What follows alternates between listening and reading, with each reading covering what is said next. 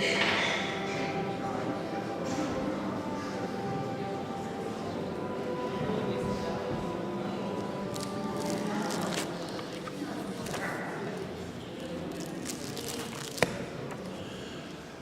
good afternoon to you all here today, ladies and gentlemen.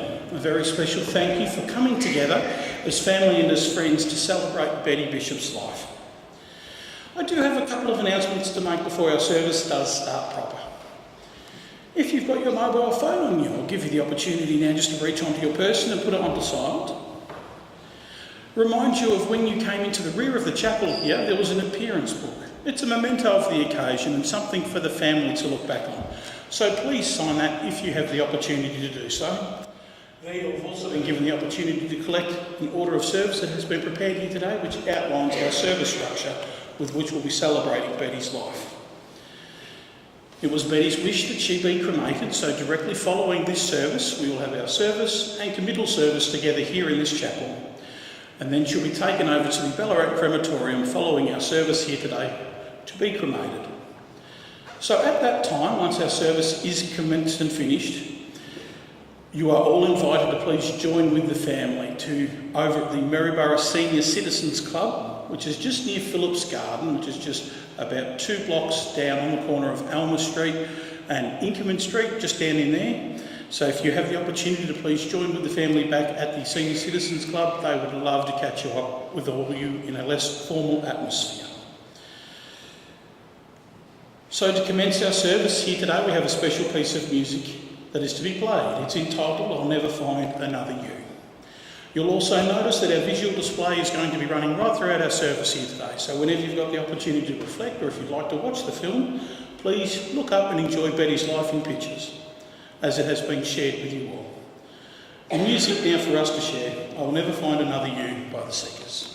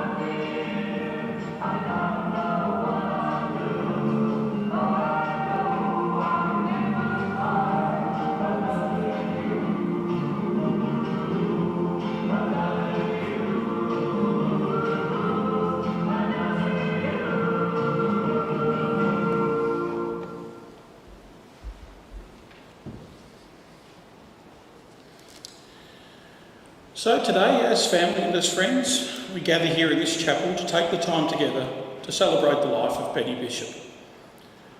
And we've also gathered together to support her family as they need our care during this time. Because Betty, as she was known to you all, was a dearly loved family member and a friend. And with this, she was very much a dearly loved wife of Alec.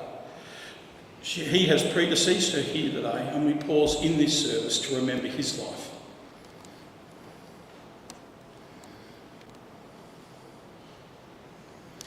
Betty is also a dearly loved mother and mother-in-law of Les and Jenny, Daryl and Wendy, Elaine and Barry. Dearly loved Nan to Matthew and Amy, Brett and Monica, Scott and Gayleen, Cameron and Belinda. And an adored great Nan to Anna and Charlie, Riley and Benjamin and Amelia. So here today may we offer our love and support to Betty's family, but also to each other, as we each say our collective goodbyes here to her with the honour and dignity that she deserves. Also today we think of the people who are unable to be with us here present. Our thoughts are also with them during this time. For one of the hardest things that we must face within our life, friends, is death. Yet death in a number of ways will unite us all.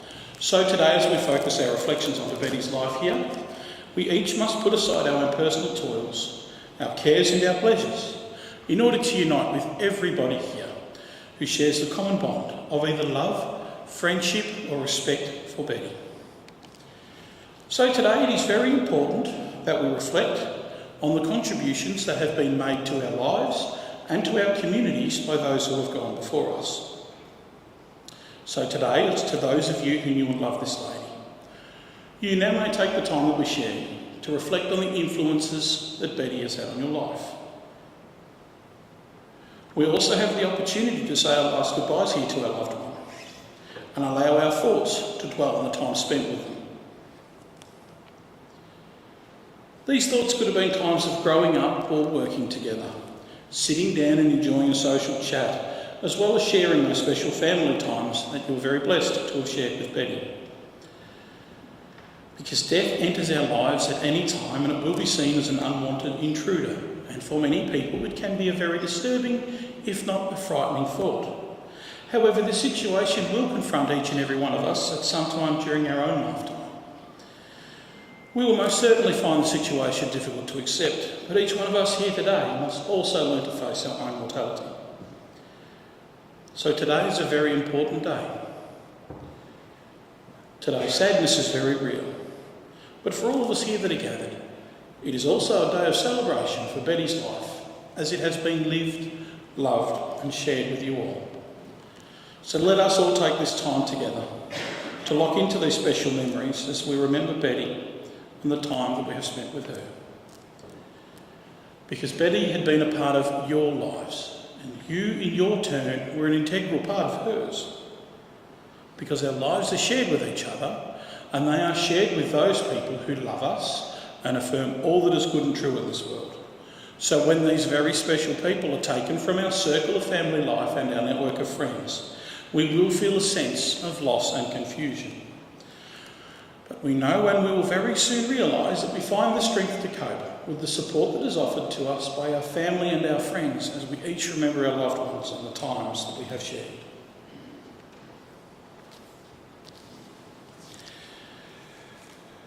Today, we also learn a very valuable lesson. The lesson that we learn is that our love for somebody does not cease at their death, but rather that love will actually continue on in the form of those many wonderful memories that you have. So today, to those of you who may be feeling lost and confused, just look deep inside your own lives and know that having shared your life here today with Betty, the bond that you shared with her will actually give you all an inner strength. Because everybody here that is gathered will easily be able to recall a time when you were touched by the love and affection that Betty had extended to you all.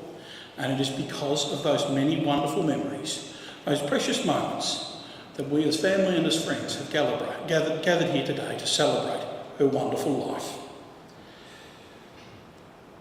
Ladies and gentlemen, if you turn to your order of service, a very special reading has been selected. I'd now like to introduce and call upon Les Bishop, who's going to be sharing this reading.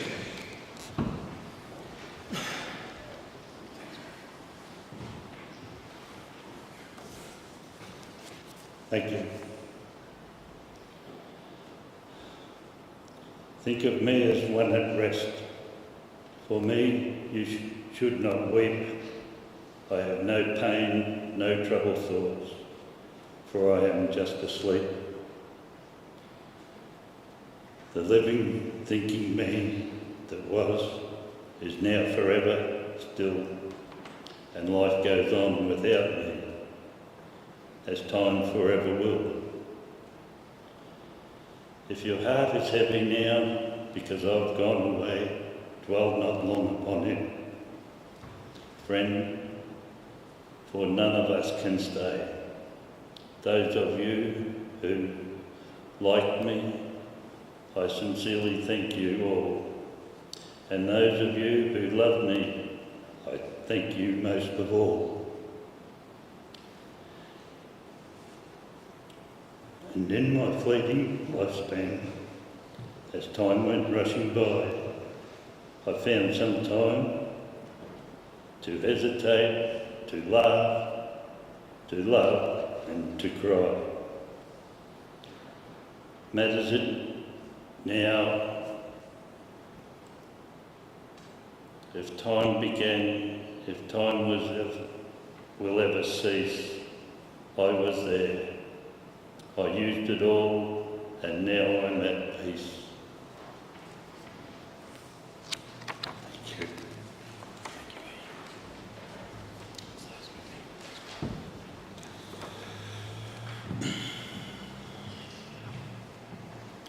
Les, thank you so very much for getting up here and sharing those wonderful thoughts on your mother here today.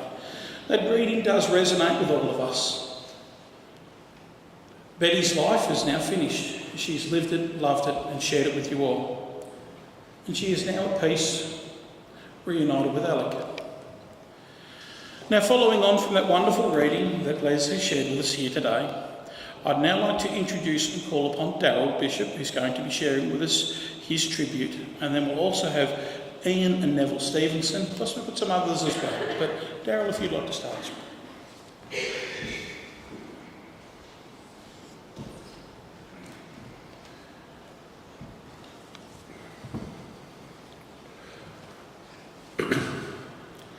I would like to thank everyone for coming today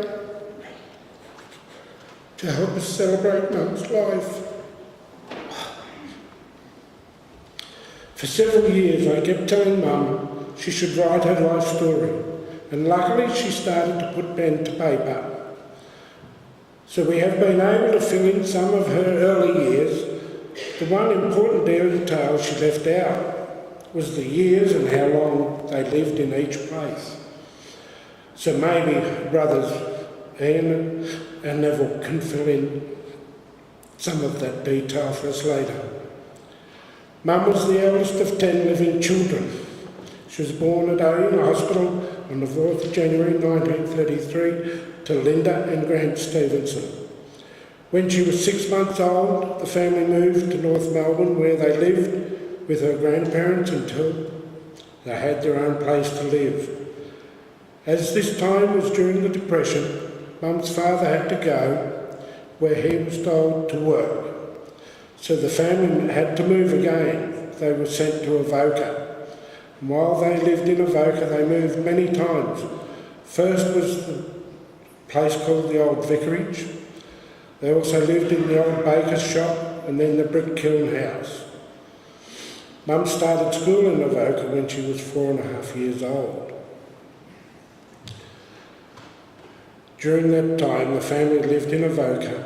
Mum's father joined the army. While he was away in the Middle East, Nana, Mum's mum, bought the house in Rutherford Street called Roseneath.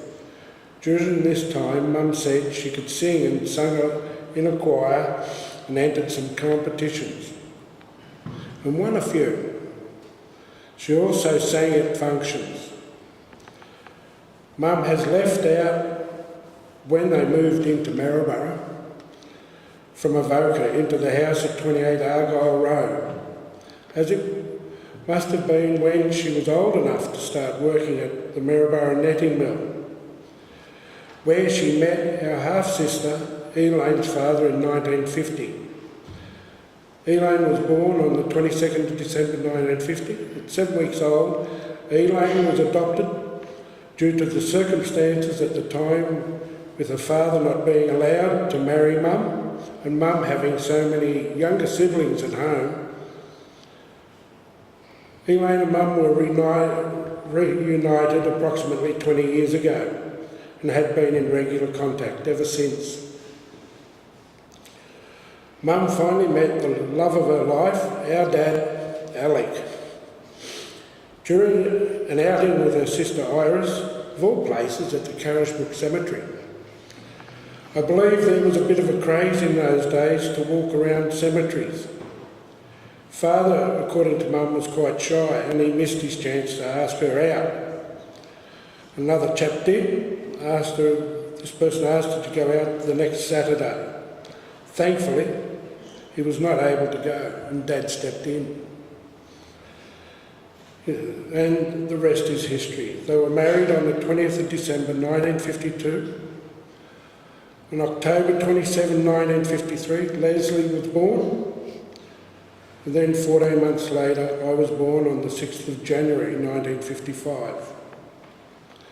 Short time after I was born, Mum was diagnosed with cancer and had to undergo a major operation. For quite a few years, Mum was a stay-at-home mum. She eventually went back to work when Leslie and I went to secondary school. She worked at P&N for a few years. Mum and Dad bought a caravan and started many years of travelling around the country. And these travels, they made many friends, some of whom may be here today watching the live stream. Mum and Dad were keen fishing enthusiasts. Mum was always happy when she caught the biggest and the most fish, and would never let Father forget it. Mum was a wonderful grandmother to Matthew, Brett, Scott, Cameron. She also adored her great-grandchildren, Riley, Benjamin, Ellen and Charlie, and Amelia. Some years ago, Mum decided to take up golf. She always told us she was quite good at it. And on one of their many visits to stay at Hoppers Crossing with us, it was during the school holidays, there was a 9-hole par 3 golf course nearby. So Scott and Cameron challenged her that they could beat her. They played around and came home laughing. As they said, the only way she won was by cheating, which Mum vehemently denied and said they didn't know the rules. That's our Mum. In 1986, Dad had a heart attack at work and had to leave the railways. After he recovered, they spent a lot of time travelling to Queensland to visit Les and Jenny in Ayr and spend time with Matthew and Brett. Mum would also play golf up there. When Matthew and Brett went to uni in Brisbane, they would always call in and see them. Many times this would coincide with their birthdays. They would take them out to dinner. Over the years, they spent many weekends with us in Hoppers, watching Scott and Cameron play their respective sports. Every Christmas, they would come to our place. Mum would always make the pudding, which we all enjoyed very much. She also made a wonderful Christmas cake, but it was rationed out and you only got a small slice when she eventually brought it out. We also spent many an Easter up at Kunbrook on the Gumbarra Island. When our boys were growing, this was a big deal, as there were a lot of kids there, and Mum would say, "Come on kids, let's make damper." And she would give everyone a stick and wrap the damper around it and help them cook it over the coals, and then spoil them with heaps of butter and jam. Mum and Dad continued to travel around the country for many years. They tried to make the most of what time they had together. They would also spend a lot of time away fishing, either at Menindee, Loch Nine and on the Murray River at Weeman, and spend a lot of time in Barham. Wherever they went, they would always make friends and enjoy their life. When Mum lost her soulmate, we did not know how she would cope, as she missed him so much. As they had spoken about what would happen after one of them passed away, after a while Mum started to go out and play indoor bowls again and play cards and do many day trips with the senior citizens, which she thoroughly enjoyed. Over the last 6 months, Mum was not very well at times, and we could see her starting to become frail and a little slower, and it became apparent that she would not be able to stay at home. Mum celebrated her 90th birthday on the 4th of January and enjoyed the afternoon tea at the Senior Citizens Hall. Mum was in hospital for a month and then moved into Havilah in April. She was very happy there. She went back to the Senior Citizen, played bowls, but had to be back at Havilah before 4:30 for happy hour, which she tried to organise. I'm sure everyone will have their special memories of Mum. We have so many great memories, and I hope you all can hold on to your memories of the fun you had with her. Rest in peace, Mum.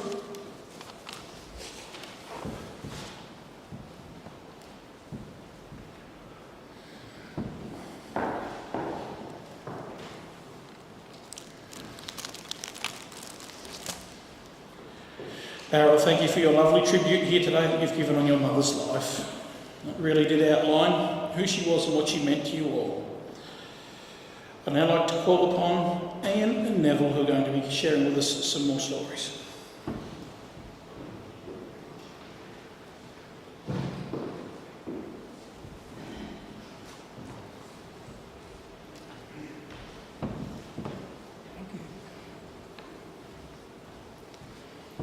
Hello, I'm Neville. I'm Ian. And we just want to share a few memories of a sister. I was only 4 when she got married. A little tacker, so I don't remember much about it, but we sort of drifted away over the years, and I went my way and they went theirs, and we never sort of got back together for years. And then when I turned 50, I invited them up to my birthday in Balranald. We were living up there on the station then, and they came up and didn't know when to leave. The fishing was too good. Couldn't get rid of them. They loved it, and we loved having them too. They'd come back regularly, a couple of times a year, because the fishing was so good there. And helped us cut firewood. Ali could get on the tractor with me, and we were selling 10,000 acres at the time there, and he'd go around with me doing a 12-hour shift on the tractor. Just sit there talking, and Betty and my wife Lil, they'd muck around in the house, or they'd go to town and go and play bingo, which I don't think she ever played before they went up there. And then Alec, we took him into the club one night and he played bingo, which he'd never played before. So, no, we had a good time. And then decided I'd make potato fritters while they were there, and because I chopped up all this bacon to put in, she said, "That's extravagant. What are you putting all that in there for? That's extravagant." I said, "Oh, cooked them." And then she couldn't thank me enough, they were that nice. Yeah, and then, we were talking just the other week about, I said, "Do you remember where you caught all those blackfish that time?" And she said, "Yeah, in the Avoca River." And I said, "Oh, right," because I want to go and have a go at it. And she couldn't remember the exact name of the property, but she told me where it was, and so I'm going to go and give it a try there one summer's evening and see if I can do something. But we done a bit of travelling around up there in the Tooley Buck and out the Home Bush pub and out the back country. they just loved it, just travelling around. But every time they went to Wilcannia, yeah, calling in Seedlawn Level on the way home. Another headache. Yeah, we knock off a bottle or two of port too. Yeah. And have you got anything you like to add in? Well, I don't remember my childhood with Betty because, you know, our memory bank doesn't sort of go back that far. But I can remember having lots of good times with Betty and Alex. We used to go up to their home sometimes and we'd have barbecues and that. And sometimes we went and spent a bit of time with them up on the Murray fishing on the weekend and that, which was, we always had a lot of fun. I can remember one day I was on the bank there fishing and seen this, which we thought was a stick floating down the river, and it turned out it was a tiger snake, and it seen me sitting there and he lifted his head up and seen me and started coming over towards me, so Alec went and grabbed the shotgun and fixed him up. Anyway, I don't remember much of my childhood with Betty, so it must have been pretty uneventful. So. But I can remember, well, I don't remember, but I recall one incident where Mum and Betty used to always rib me a bit because I used to reckon that's when we lived in Rutherford Street in Avoca, and I reckon I was only about 3 at the time, I suppose, and I reckon when I get up in the morning I'd ditch me pyjamas and that, and I was a bit of a streaker around the place, and anyway, one particular morning they couldn't find me and they looked down over the road a bit. There was a transport depot down just on the main street almost, and I was heading down there and there was the local cop there was talking to the boss of the transport depot, and so Betty had to run down and grab me, and just before I got down behind the copper, and she had to run me home. So thanks Betty for saving me from the law. No, apart from that, just all the good times we had over the years. You know, Betty and Alex, they were a great couple. Yeah, for sure. Thank you. One other little thing, I don't know whether you've ever got photos of it, but your dad and mum had an old 48 Ford Pilot, and your father ended up painting it, used mum's vacuum cleaner with a bottle on it, and spray painted the car, and then painted the wheels bright yellow, canary yellow, with pinstripes, red pinstripes. Looked effective back in the days, real effective. And they loved this car, they drive around everywhere in it. And I often wonder what happened to that car, but it's just, it was something else. Had dicky seat in the back, used to fold out, had to ride in that a few times. But no, they were good memories, and yeah, lovely seats. And ammunition heaps. Thank you.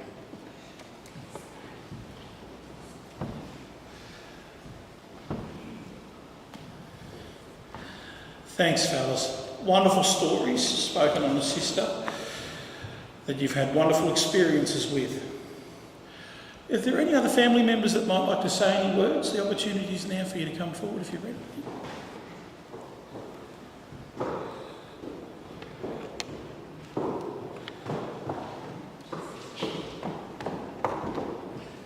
Tab first.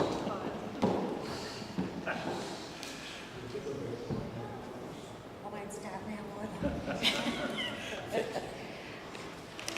Hello everybody, I'm Betty's niece Vicky, and obviously it's a very sad day to be here, but we won't ponder on that. We'll talk about some great days that we had. So what I called my dad, mum, Auntie Betty and Uncle Alec were 2 peas in a pot. That's how I remember them. Auntie Betty and my mum put my dad and my Uncle Alex in the mix, and you were sure to hear lots of laughs and bad and great memories. And unfortunately, Dad couldn't be here today, but he wishes he was. For me, Auntie Betty was home. For me, when I was away from Mum and Dad, I always knew that there was a place for me, a bed for me, at their house. And Auntie Betty always made sure she had two things for me: apple and rhubarb pie and pumpkin scones. They were my two favourite things that she would make. And wherever I lived, whether it was Adelaide, Melbourne, anywhere, when she come to visit, she would always bring those two things for me. Now, I'm sure, as you know, they're lovely things, but I was never easy. I was a bit of a handful. I used to go and stay at the Frisho's house, which was up the road in Maryborough, and I got a bit homesick. So I would climb out the window, run away, and the only place I would go was to my Auntie Betty's and Uncle Alex, which was down the road. In the middle of the night, they'd take me in my pyjamas back to the Frisho's house, knock on the door, and here she is. Okay, the next night I'm out the window again, not the road, and I just, why don't you just let me stay? Because I'm going to keep running away. She always had Barbies that I would play with in the backyard. We'd go yabbying. When I was younger, they took me to the city because I had eczema and to the beach. It was my first time at the beach. And she keeps telling the story of how I was running along the beach saying, "Can't catch these chooks, can't catch these chooks," and they were bloody seagulls. I'd never seen a seagull. And then another time they took me out yabbying and they were watching doing something and I decided to get on their CB radio. I'd never used a CB before. And I'm on there and I'm going, "Hello, hello." And I knew some lingo and I said, "Hello, hello, anybody copy a YL?" Which is young lady. I was quite young at the time. "Where are you?" And I was telling this story to these fellas on this CB radio. "What car are you?" And I described the car. I told them everything about us. And when we were leaving the lake, honk, honk, honk, these two fellas, and they'd been up there like a wave, and I'm just like, oh dear, that was me. So as I said, I was a bit of a handful. But Auntie Betty, you know, she always visited, we always did lots of things together, and, you know, she's going to be greatly missed. Her laugh, which was infectious, her caring ways, she was also very mischievous, as we know. I can tell many stories. I've seen her in a wheelbarrow, don't you worry about that, my mum was pushing it. So they were very naughty together as well. But as I said, she will be missed. And I will miss her so much. Thank you for letting me say a few words.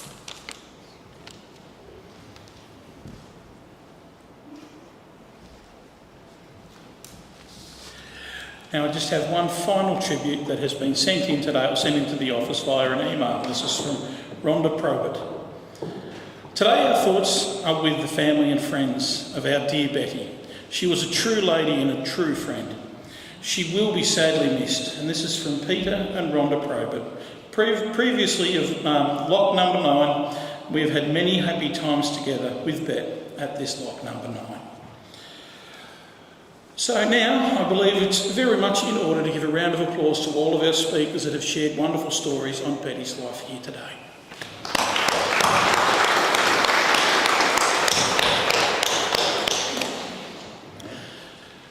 It's the words that get shared today in our eulogies and tributes that really frame our funeral service in celebrating a person's life. And with Betty, the common theme of love, friendship, bit of mischief and a lot of fishing helps paint a picture of a type of person that she was to you all. So now, today, a feeling of grief is a very natural one. Death is a universal experience that is felt within all humanity, but each individual death is quite unique. We come into this world by ourselves and we will leave by ourselves. It is the time that we get to spend together, although it is only of a short duration, is what is important and meaningful to each one of us. So today, I urge you all to treasure these wonderful memories that you have of Betty and the time that you have each spent with her. Because we find that when death occurs within our family, the anguish and grief that we feel is personally shattering and socially disruptive. With feelings of sorrow and helplessness, denial and anger, guilt, relief, hopelessness and confusion, we find that these are all common reactions that we feel when we lose somebody that we have loved. And these are very personal dimensions of this grief must be resolved by each one of us in our own way and in our own time. But when we are ready, the burden of this grief, although it is very personal, it should not be borne alone. So it is with care and understanding, support and guidance we find that these must be our constant goals as we confront the future without our loved one. So it is therefore perfectly natural to feel saddened at Betty's passing. But each of us learn to cope with the situation as time passes us by, and by each of us taking the time that we have been given to remember Betty with the love and affection that she shared with you all, you, her family and her friends. Today we are also grateful for the help, the love and the support that had been given to Betty in her final days by the people that were around her. In particular, her family that supported her, the caring doctors and nurses that helped look after her, and to also the broader family and community that supported Betty's family as they needed it. A true thank you to you all.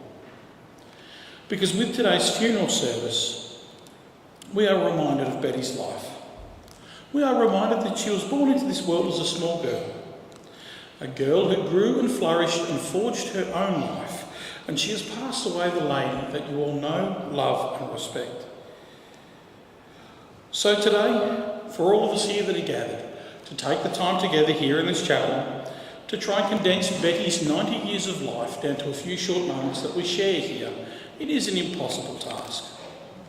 So to all of you here that are gathered, and also to the people that are watching via online, the onus is placed back onto all of you. You will keep Betty's life alive within your own, within the form of those wonderful memories that you have. You only need to cast your mind back months and years to remember exactly who she was as a person and what she meant to each one of you. So today, I'd like to encourage you all to remember Betty's good points. The warmth that was within her character, her love that she had for you all, and the very special woman that she was. Betty, may you now rest in peace. Ladies and gentlemen, if you turn to your order of service to conclude our funeral service and before we move into the committal service, the Lord's Prayer is printed in there. I will lead it, and if you would like to please join in with me, please do so. Our Father, who art in heaven, hallowed be thy name. Thy kingdom come, thy will be done on earth as it is in heaven. Give us this day our daily bread, and forgive us our trespasses, as we forgive those who trespass against us. And lead us not into temptation, but deliver us from evil. For thine is the kingdom, the power and the glory, for ever and ever. Amen.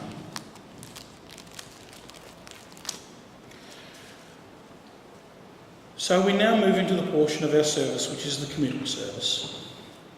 And it is here very appropriate that we all here that are gathered give thanks for the life of Betty Bishop. We are thankful for the gift that we have received with this person, and we are thankful for her life that has been lived with an extraordinary generosity. But today, as we come to our moment of farewell, a part of the grief that we may have maybe for things that we have done or left undone, words that we have said or never said, or moments that we wanted to make happen but which somehow never did. This is the time to lay aside all of these regrets and to honour the spirit of Betty herself. She would never want you to carry them forward into your futures. So let us name those regrets and let go of them, so that when we leave this chapel here today, we leave all of these regrets behind. Let us accept this gift of generosity from Betty and of our own forgiveness.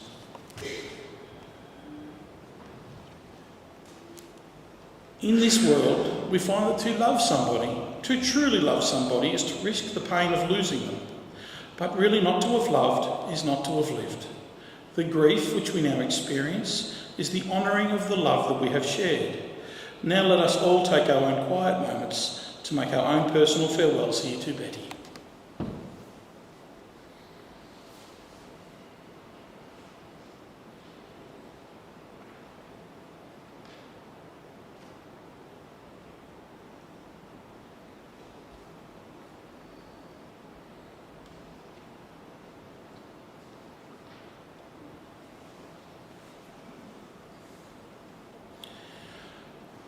Today, ladies and gentlemen, our thoughts will naturally cling to the body here as we cannot disassociate it from Betty as she has lived and moved amongst us.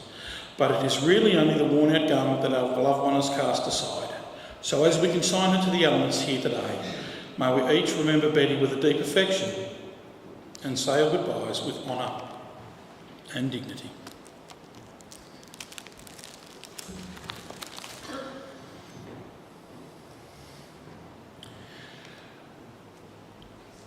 So today, Betty, we commit your body back to the earth and we return you back to the regenerative power of this land.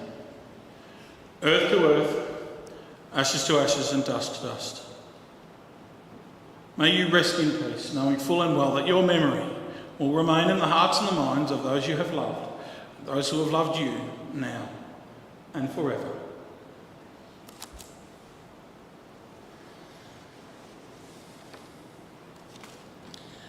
So, ladies and gentlemen, today when we are finished and we leave here, I want you all to know that Betty's memory will go with you. So may we learn from her mistakes, may we imitate her strengths, but above all, may we each treasure her wonderful memory. May we all now go in peace. And again, ladies and gentlemen, I'd just like to take this time to say thank you so very much for being here today. Remind you of the opportunity that once we are finished here in the chapel and the hearse is driven away, the family would love to catch up with you all over at the Maryborough Senior Citizens Hall, where there's been less formal atmosphere, something to eat, something to drink, and the opportunity to continue to share stories. For those of you who would like to and you're able to walk, you're more than welcome to leave your cars parked in our car park and make your way down there. Sometimes parking can be a little bit tight in the back of Alma Street, so you're welcome to do that as well.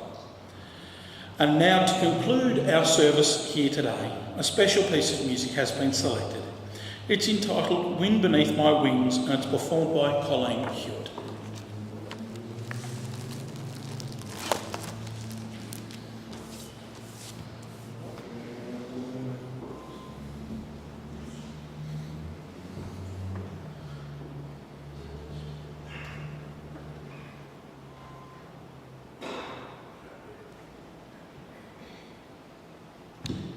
Seconds, I'll lose it probably.